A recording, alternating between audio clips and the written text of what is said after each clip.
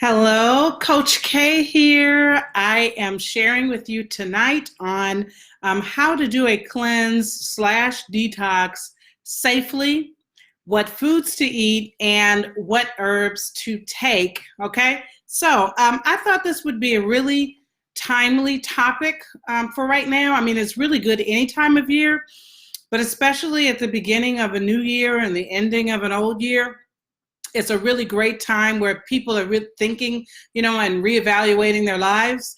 And a lot of people want to do a cleanse, right? Now, if we're being honest, it's coming from a place of guilt, okay? We know, we overdid it, right? And now we're looking for a way of escape, okay?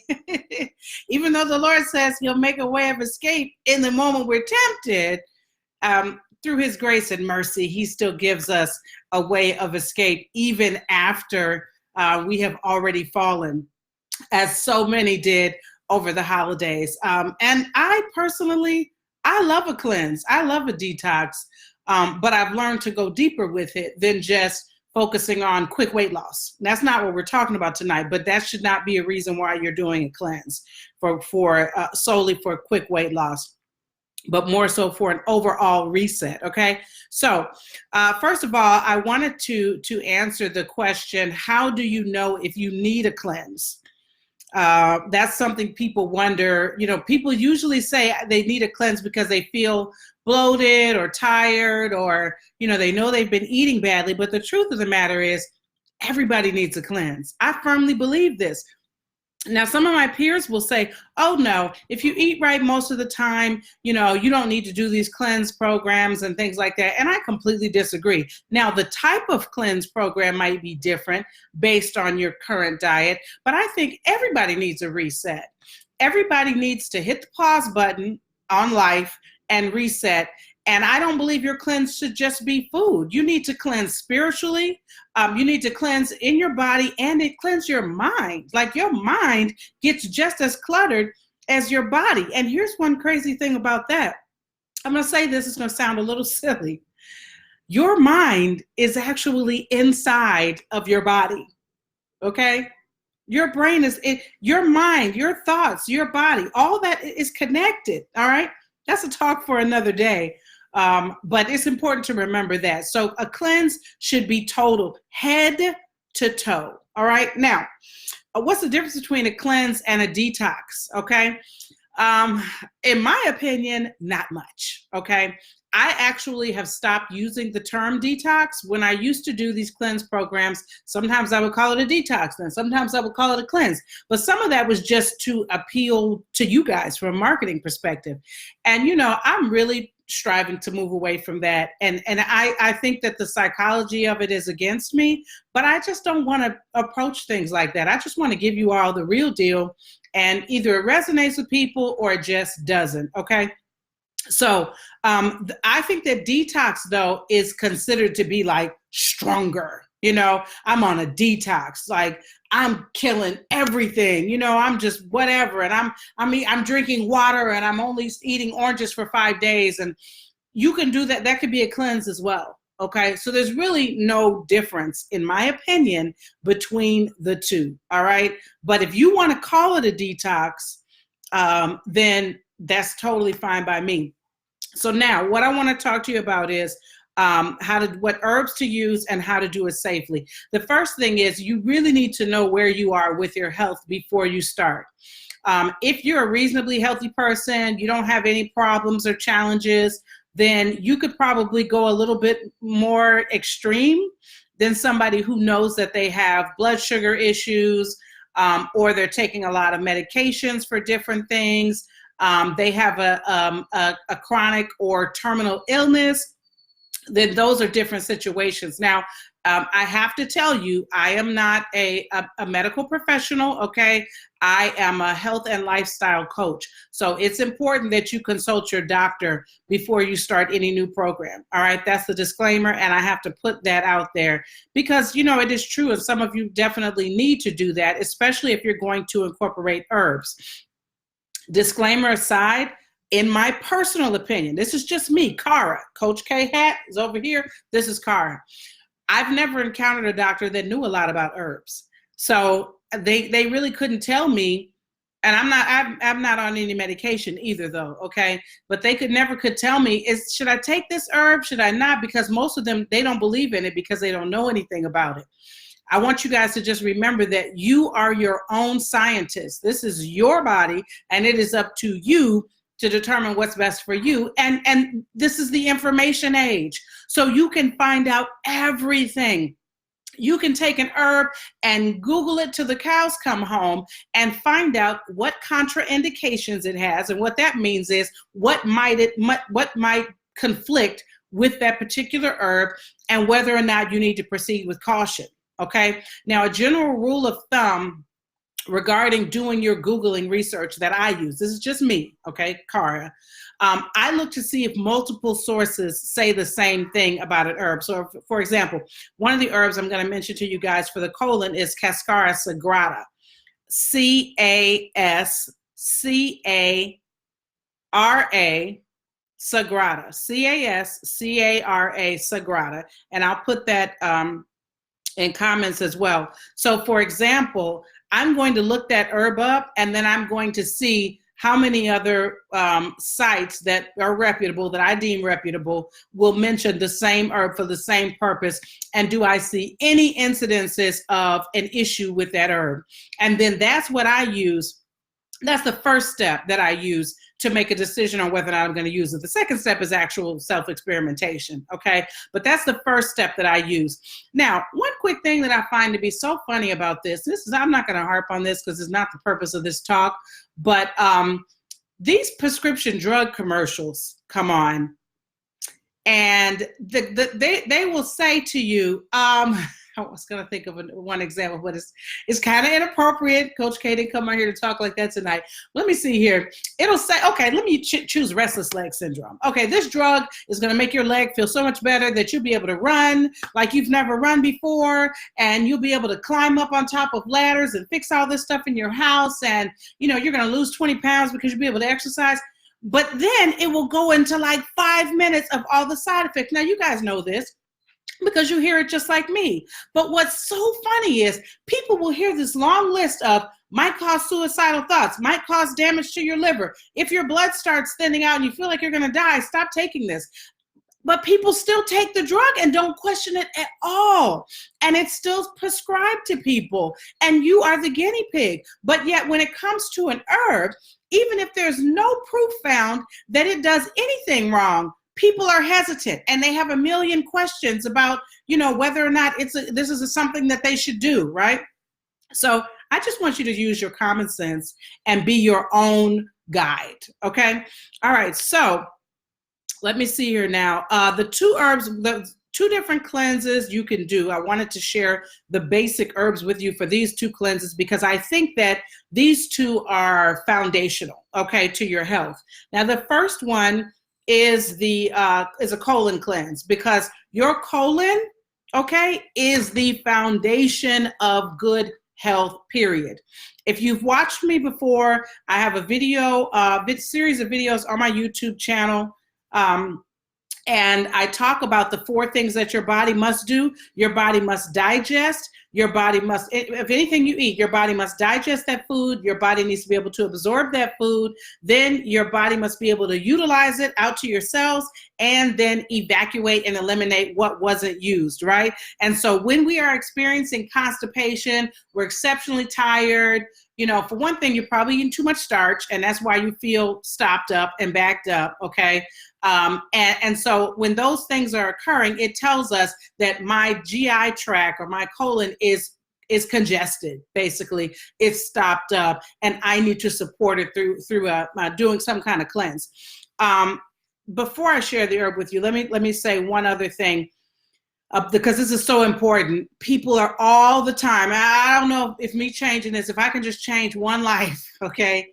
They just want to run to get an herb because we're prescription medication people.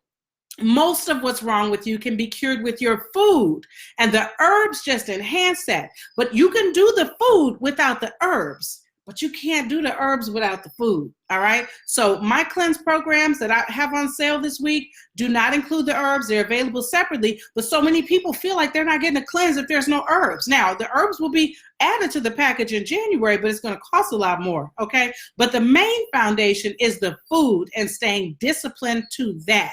It's very, very important. For example, with the colon, if your colon is backed up and you're very constipated, if you just did raw fruits and vegetables and seeds, a little bit of nuts, not too many maybe, for even 3 to 4 days, you would see a difference. You would be eliminating more, probably up to 2 times a day, and the constipation and stuff would cease. You would also be able to hear your body. So if you went back and you started eating too much starch or too much meat or anything like that, this is what your colon is going to be impacted all over again, okay? So you could start there, honestly. But if you wanted to enhance that, I told you about the Cascara sagrada and also turkey rhubarb root. Turkey rhubarb root and Cascara sagrada, I have successfully used those combined to do my own colon program. Now, one quick note about that, okay, and if you may have to come back and watch this again or press pause or whatever so that you can write this down, you will combine those two in equal parts, all right? So you could even make, I don't have one of my herb jars over here, but you could even make a combo of it together. And I highly recommend these over that senna that's out there. Senna causes you cramping. You just feel terrible. Cascara, you're just going to go to the bathroom 6 to 12 hours after you drink this. So you would combine a tablespoon in about a cup of water, or if you're going to do it for a couple days, triple that and have a container of it brewed in the fridge. So you would basically just simmer that in water for maybe, 15, 20 minutes or so. You could let it steep overnight if you want it to be really strong, and then you just strain it, put it in a jar, and then drink a 4 or 5 ounces, take a shot glass amount in the evening. I would do it at like 5 p.m., like maybe even on your way home from work. You already have it in the car, and you drink it. That way you make sure you go to the bathroom at home, okay? That's a tip everybody needs, right? We don't want to have a problem, and you're not going to drink it at 5 on the way home from work and have to go in traffic. That is very unlikely. Most of you guys are very impacted. It's not coming out that fast, okay?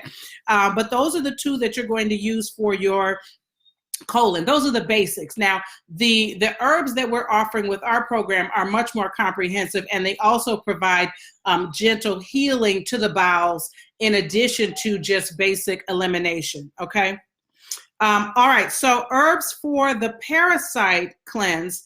Now, I'm going to give you the herbs for the Parasite cleanse, but you really do need to get an official package with this one, even more so, because it's not enough to just take these herbs I'm getting ready to tell you that actually kill parasites. And we'll do another video talking about how you know the difference between specifically what you need. Maybe that'll be tomorrow night.